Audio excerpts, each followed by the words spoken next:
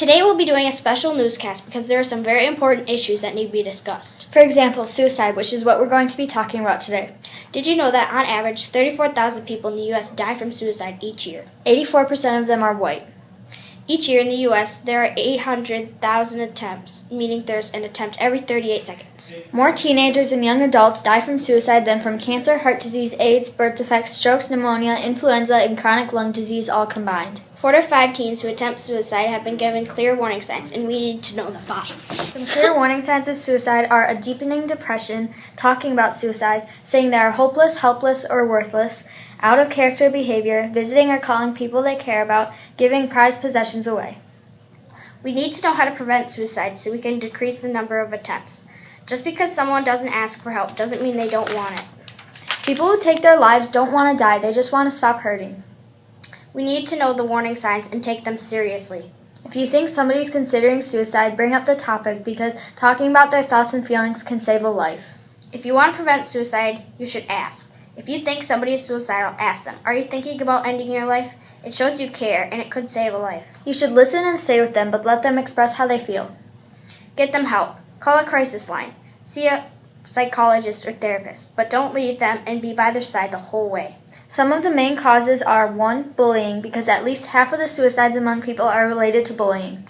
2. Depression or other mental illnesses. 60% of suicides suffer from depression.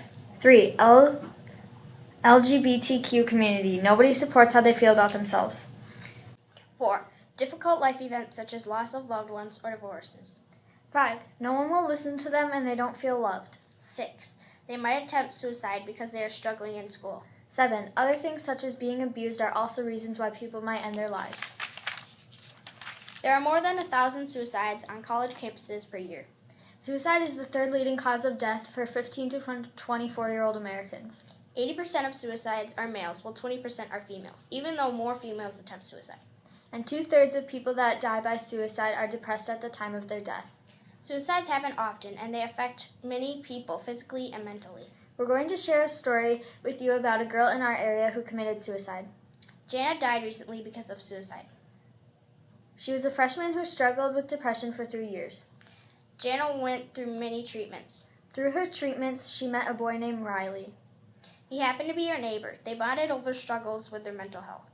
Riley ended up taking his life in 2014 at age 15. Jana stayed strong for 2 years until she couldn't anymore. Jana called her mom from school and said she needed help. They tried to get her into a hospital bed, but they were all full. They called the suicide crisis hotline, and every bed in Minnesota and Wisconsin was full. Jana committed suicide 8 days after that call, May 25th, 2016. There's a problem with that.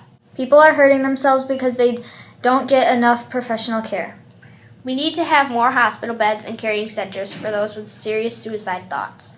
Because less than 25% of the people with depression or other mental illnesses receive adequate care. Another solution would be knowing the warning signs and taking them seriously, because if we can catch it early, we can save a life.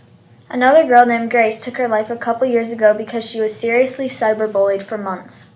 That should not be happening.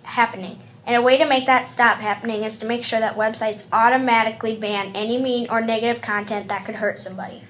We need to create more anti-bullying programs, and teachers need to learn how to do more.